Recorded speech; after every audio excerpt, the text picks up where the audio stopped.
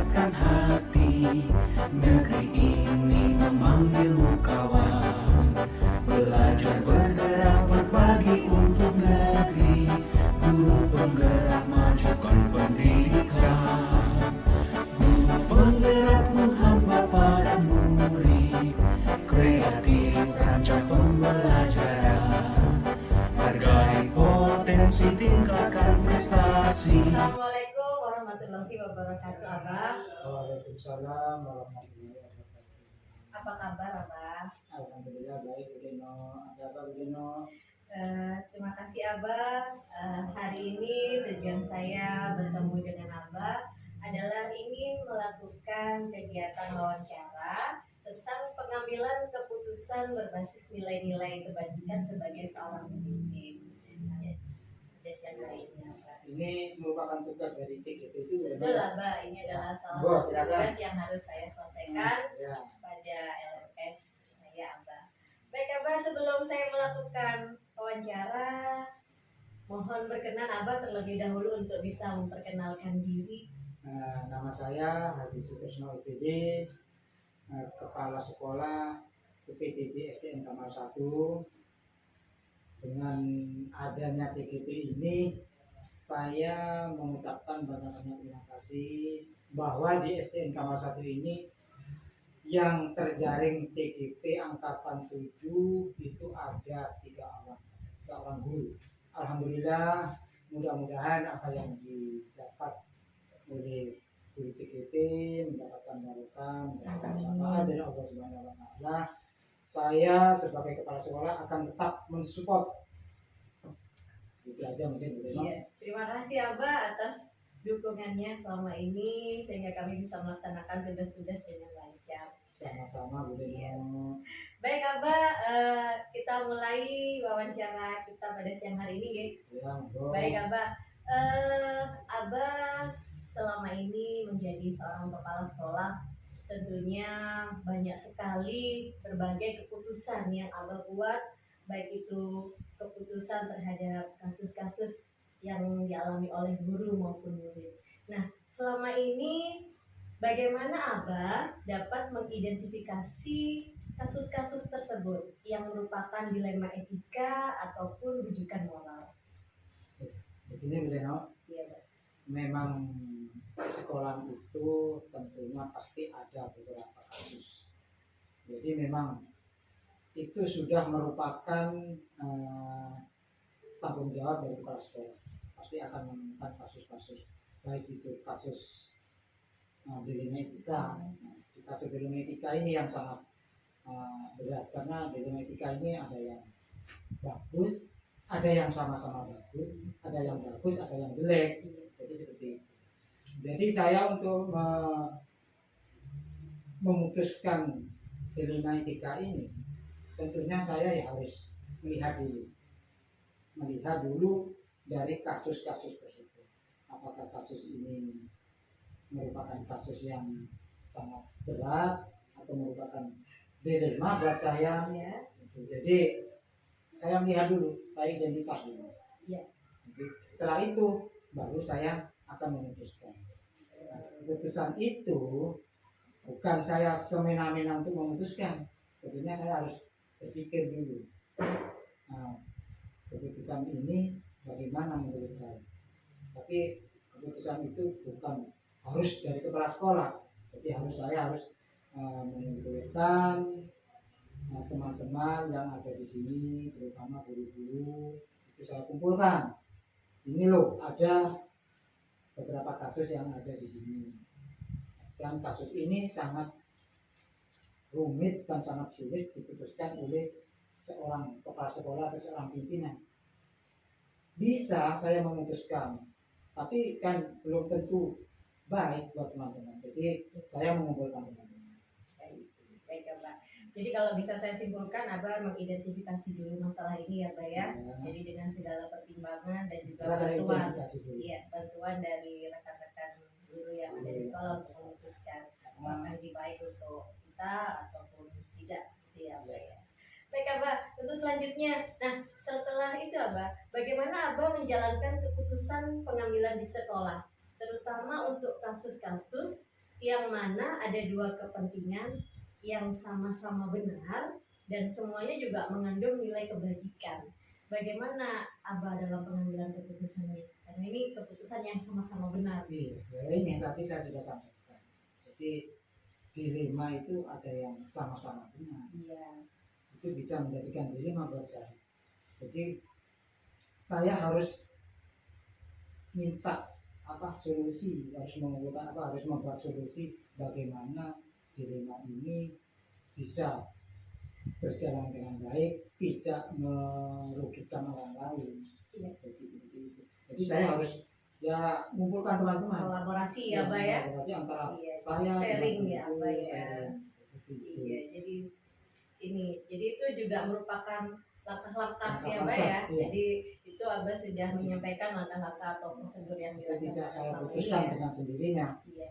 Jadi harus bersama-sama, duduk bersama, disampaikan bersama dan diputuskan bersama. Gitu Iya, ya, Pak. karena keputusan itu buat saya baik, tapi buat orang lain belum tentu. Iya, betul Abah. Nah, selama ini Abah penganggap dalam pengambilan keputusan dilema etika, karena dilema etika ini adalah keputusan yang sama-sama benar. Bagaimana Abah menganggap ini adalah hal yang efektif? Caranya gimana, Abah? Biar ini adalah bisa menjadi sebuah efektif. Hal-hal apa saja yang selama ini dianggap efektif untuk dilema etika? Kalau saya untuk memberikan keputusan dilema etika ini, ya tadi saya tidak memutuskan sendirian. Jadi saya harus mengumpulkan guru-guru senior terutama itu minta pendapat karena ada beberapa permasalahan yang ada di sekolah ini yang perlu kita putuskan bersama dan keputusan itu bisa membawa dampak yang baik kepada semua orang. Iya, baik.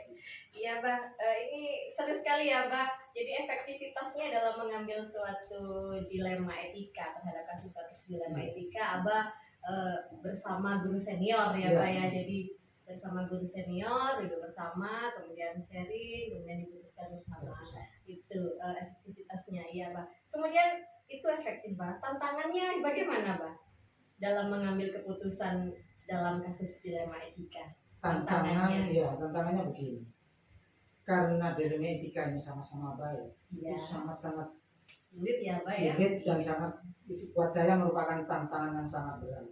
Ya oleh sebab itu, jadi saya tidak bisa untuk memutuskan dalam satu pihak. Jadi harus saya ya tadi karena di sini ada warga sekolah ya kita harus mengundang warga sekolah semua untuk memutuskan bagaimana baiknya dilema ini supaya tetap berjalan dengan baik, tidak menyinggung perasaan orang lain.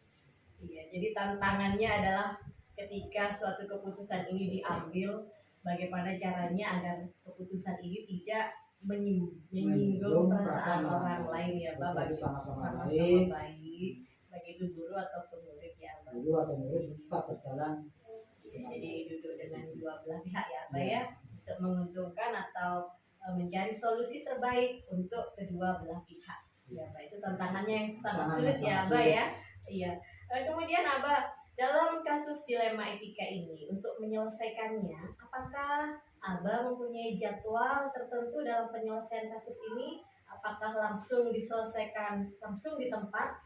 Ataukah memiliki jadwal penyelesaian tertentu dan bentuk atau prosedur seperti apa yang dilakukan?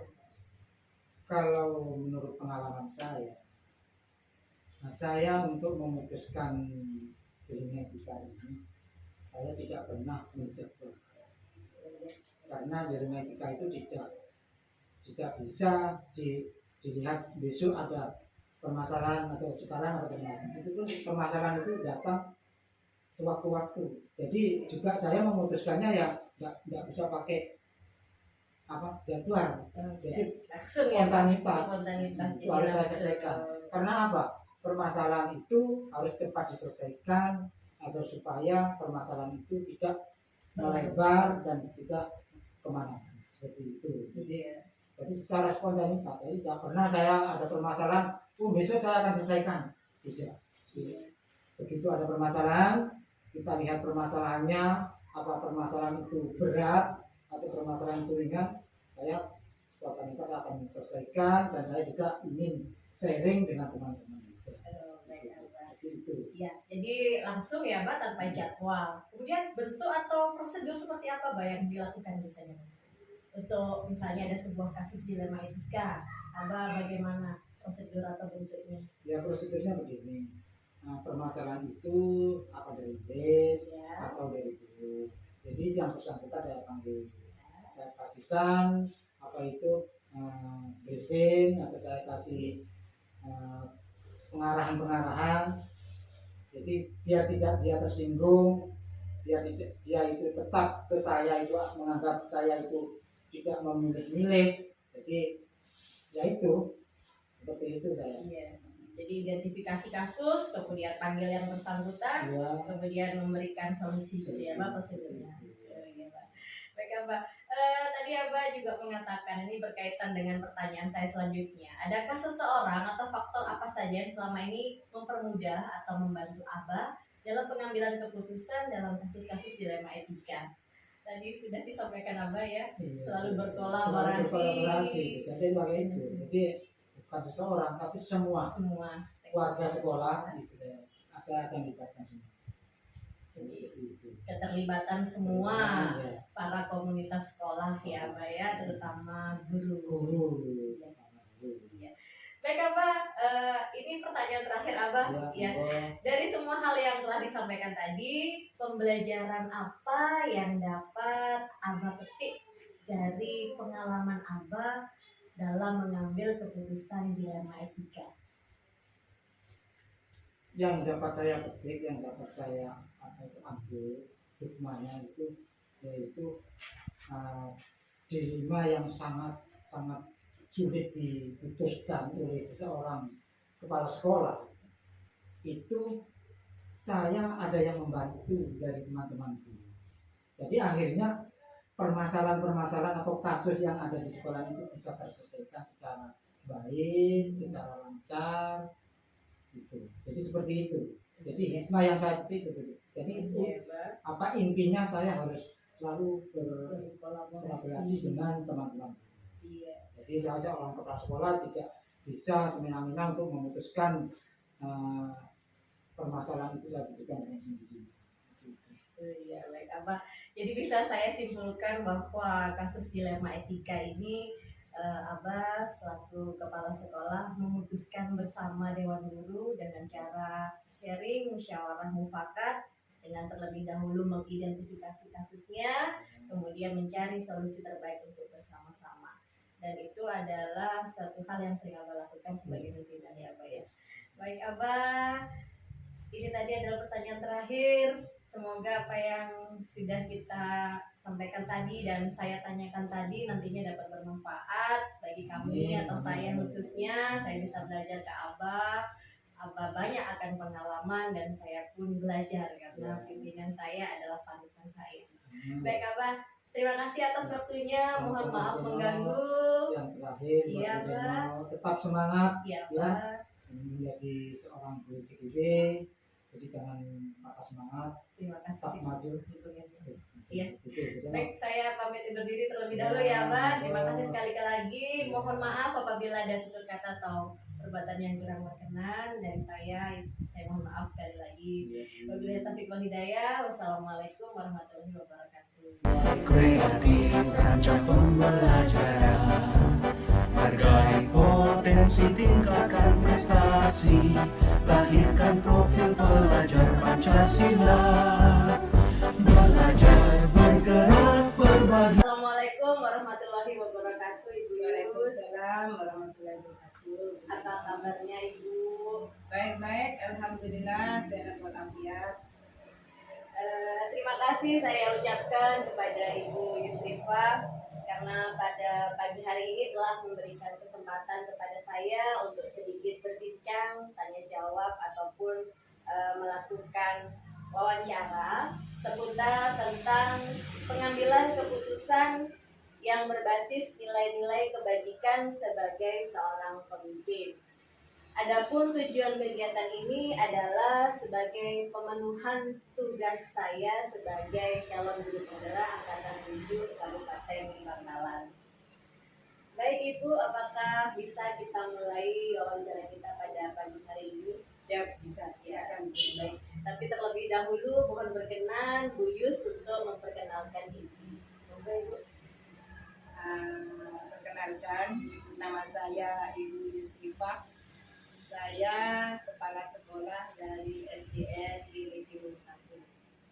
Kemudian saya mulai berdinas di sekolah ini tahun 2019, tepatnya bulan November. Baik, terima kasih Ibu. Baik Ibu, kita langsung saja ya.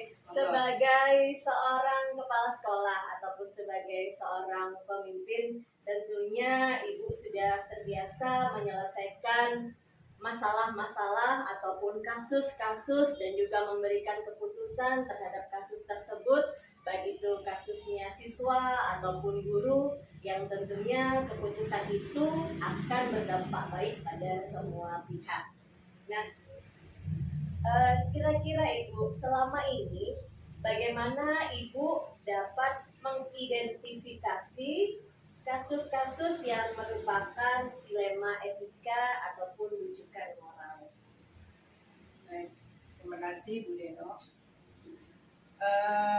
Tentunya kita berinteraksi dengan masyarakat, terutama di dalam lembaga pendidikan ini, pastilah kita itu akan bersinggungan dengan semua orang, terutama di lembaga pendidikan ini kita bersosialisasi dengan murid, dengan wali murid, dan guru-guru.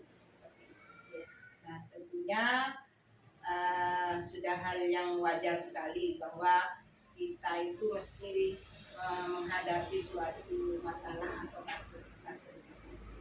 Nah, di sini saya dalam mengidentifikasi kasus ini merupakan problematika dilema etika atau bukan, itu saya mengidentifikasinya dari beberapa informasi-informasi dan fakta-fakta yang ada dari masalah tersebut.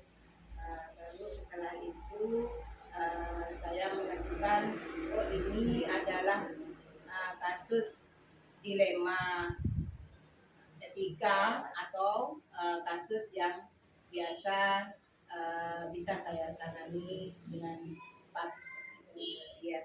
Baik Ibu, jadi cara mengidentifikasi bahwa kasus ini merupakan dilema etika atau rujukan moral, Ibu Yus melakukan identifikasi dengan mencari informasi, mengumpulkan fakta, kemudian mengelompokkan manakah yang termasuk dilema etika dan rujukan moral.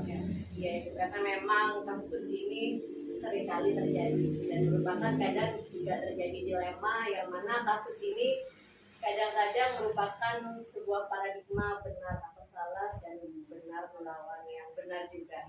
Baik Ibu, kemudian selama ini Ibu, bagaimana Ibu menjalankan pengambilan keputusan di sekolah ini, terutama untuk kasus-kasus di mana ada dua kepentingan yang sama-sama benar atau sama-sama mengandung nilai-nilai kebajikan? Dalam hal ini, dalam pengambilan keputusan, tentunya saya melihat dulu konteks permasalahannya atau konteks kasusnya seperti itu. Nah, dalam mengambil keputusan, tentunya saya mesti harus berkolaborasi dengan guru, juga dengan orang-orang yang dianggap saya sebagai sesepuh atau orang yang lebih berpengalaman dan mengetahui dengan kasus yang kami temui di sekolah. Ya, jadi berkolaborasi dengan guru-guru atau orang-orang yang lebih senior ya Ibu atau sesepuh yang bisa diajak sharing ataupun tukar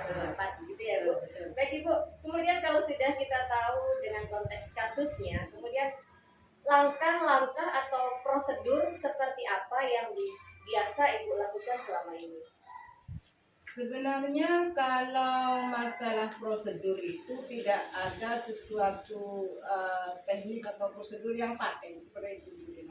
Kita itu melihat kasus kemudian langkah-langkah apa yang kita ambil itu adalah suatu hal yang secara spontanitas seperti itu. Nah, dalam hal ini seperti yang saya tadi katakan, saya mengambil apa langkah-langkah atau prosedur yang saya lakukan, maka tadi awal saya harus mengidentifikasi dulu permasalahannya apa. Kemudian saya mencari fakta-fakta di lapangan seperti itu. Kemudian saya meminta pihak-pihak yang kasus atau bermasalah di sini untuk menceritakan secara jujur permasalahan apa yang melatar belakangi sehingga menjadi konflik dilema. Dan kemudian dari fakta-fakta dan data-data yang dikumpulkan itu, maka saya akan mengevaluasi itu, menentukan langkah-langkah yang harus saya ambil. Dan kemudian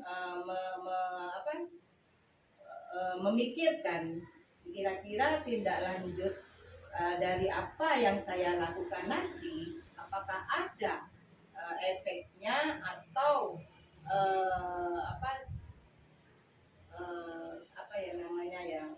dampaknya kepada kita seperti itu. Dan itu bisa dikatakan itu adalah prosedur yang secara spontan bisa kita lakukan. Baik, Ibu, bagus sekali ini prosedurnya. Jadi secara spontan dengan selalu mengidentifikasi, mencari fakta atau menggali fakta, kemudian mendengar cerita para pelaku, kemudian dievaluasi data-data tersebut untuk menentukan langkah-langkah yang diambil. Sangat bagus sekali, Ibu. Kemudian kalau sudah ditentukan identifikasi, kemudian data-data sudah ada, tentunya ada hal-hal yang menjadi tantangan dalam pengambilan keputusan, terutama pada kasus-kasus dilema etika. Nah, apa saja Ibu tantangan yang selama ini Ibu hadapi dalam hal kasus dilema etika ini? Baik, tantangan dan segala hal itu mungkin mesti ada ya tantangannya. Dalam hal ini mungkin perbedaan pendapat ya antara pihak-pihak yang berkepentingan. Nah, seperti itu. Di satu sisi sama-sama menginginkan solusi yang terbaik, tidak ingin ada yang dirugikan, itu. Nah, inilah yang membuat yang memunculkan tantangan itu, perbedaan pendapat dari masing-masing pihak, di mana kita menganggap baik, ternyata dari pihak lain itu tidak baik. Nah, itu merupakan suatu tantangan bagi saya. Berat ya, karena perbedaan pendapat memang bukan hal yang paten, dan ini adalah hal istilahnya berdasar atas nilai-nilai kebajikan seseorang, yang mana satu dengan yang lain tidak sama. Baik, Ibu. Kemudian saat menghadapi kasus dilema etika ini, Ibu, apakah Ibu memiliki tata cara atau jadwal tertentu dalam menyelesaikan kasus-kasus ini? Apakah langsung menyelesaikannya di tempat atau memiliki jadwal untuk menyelesaikannya? Kemudian bentuk atau prosedur seperti apa yang biasa Ibu lakukan? Baik, untuk diperlukan waktu atau katakanlah itu kami sebenarnya masih melihat dulu konteksnya, kasusnya ini, konteksnya. Jika kasus ini bisa diselesaikan secara cepat, tentunya kami akan memutuskan atau membuat keputusan juga secara cepat, tidak perlu membutuhkan waktu. Kalau ini konteksnya, masalahnya atau kasusnya itu sulit dan butuh seseorang untuk bisa membantu memberikan solusi yang terbaik, maka saya akan mengambil waktu atau menentukan waktu untuk menyelesaikan masalah ini, dan saya juga akan memberikan pertimbangan kepada kedua belah pihak bahwa hal ini perlu dibicarakan secara secara seksama, pelan-pelan, dan harus benar-benar diambil solusi yang tepat. Ya, perhatikan jadi menyesuaikan konteks ya Bu, apabila saat itu harus selesai bisa langsung, apabila membutuhkan pemikiran yang lebih maka ada jadwal tertentu untuk menghasilkan keputusan yang lebih baik. Baik Ibu, selanjutnya ya Ibu, adakah seseorang atau faktor-faktor apa yang selama ini mempermudah atau membantu Ibu dalam pengambilan keputusan dalam kasus-kasus dilema etika? Masalah orang-orang yang membantu saya tentunya ada Bu. Saya ini orang yang penuh pertimbangan dan penuh kehati-hatian dalam mengambil keputusan. Tentunya kalau masalah ini berat seperti itu, saya akan meminta seseorang yang dianggap saya sebagai panutan atau orang-orang yang berpengalaman di dalam menangani suatu kasus. Contohnya apabila itu kasusnya dengan murid, saya tentu akan berkolaborasi dengan guru dalam menyelesaikan masalah itu. Saya meminta pertimbangan mereka. Nah, kalau dalam hal kedinasan, masalah ini dengan guru, maka saya akan berkolaborasi atau meminta bantuan kepada atasan saya seperti pengawas. Dan apabila pengawas tidak bisa memberikan solusi yang baik, maka saya akan ke perwil seperti itu, lebih atasan dari saya seperti itu. Jadi selalu meminta pendapat ya Ibu ya, baik itu terkait kasus yang dialami, apakah itu siswa atau itu guru. Baik Bu Yus, satu pertanyaan lagi Bu Yus. Dari semua hal yang sudah disampaikan tadi, pembelajaran apa yang dapat Ibu petik dari pengalaman Ibu dalam pengambilan keputusan dilema etika selama ini? Dan sebenarnya apa yang kita laksanakan dalam menyelesaikan suatu kasus atau masalah itu merupakan suatu pembelajaran ya bagi kita semua. Dalam hal ini apa yang saya laksanakan ini apakah berpengaruh baik atau menjadikan lebih baik bagi sekolah ini ataukah semakin memburuk begitu, dan itu menjadikan evaluasi bagi saya untuk memperbaiki tindakan-tindakan apa yang harus saya lakukan jika ada masalah-masalah yang seperti dilema etika seperti ini. Baik Bu Yus, kalau bisa saya simpulkan berarti dalam pengambilan keputusan yang selama ini Ibu lakukan, Ibu selalu membagi kasus ini dalam konteks-konteks tertentu dan tentunya bertanya juga dan berkolaborasi juga terhadap pihak-pihak yang terkait ataupun dianggap mumpuni dalam penyelesaian kasus ini. Dan Bu Yus memang tidak bisa berdiri sendiri, harus ada berbagai pihak yang membantu untuk mendapatkan sebuah solusi yang tepat terhadap sebuah pengambilan keputusan. Baik Bu Yus, terima kasih saya ucapkan atas waktunya, atas kesediaan Bu Yus mau sedikit bersharing ataupun bercerita tentang kiat-kiat Bu Yus dalam pengambilan keputusan di SDN Gili Timur 1 ini. Semoga apa yang Ibu sampaikan bisa menjadi pembelajaran bagi saya untuk kedepannya nanti, dan semoga apa yang sudah kita bicarakan hari ini bermanfaat untuk kita. Amin, amin. Mudah-mudahan Bu Denok bisa memberikan hal-hal yang positif lah bagi kita semua. Sekali lagi terima kasih Bu Yus, dan mohon Sama-sama. maaf apabila ada hal-hal ataupun tutur kata yang kurang berkenan. Sama-sama. Ya, saya akhiri Bu Yus. Wabillahi taufiq wal hidayah. Wassalamualaikum warahmatullahi wabarakatuh. Waalaikumsalam.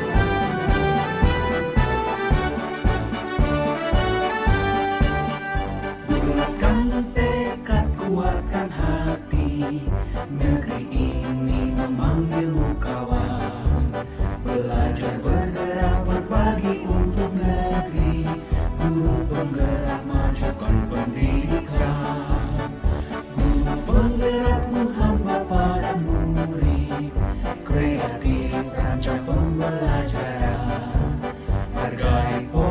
kompetensi, tingkatkan prestasi, lahirkan profil pelajar Pancasila. Belajar, bergerak, berbagi untuk negeri, kita menjalin kolaborasi. Belajar, bergerak, berbagi untuk negeri, demi bakti pada Ibu Pertiwi.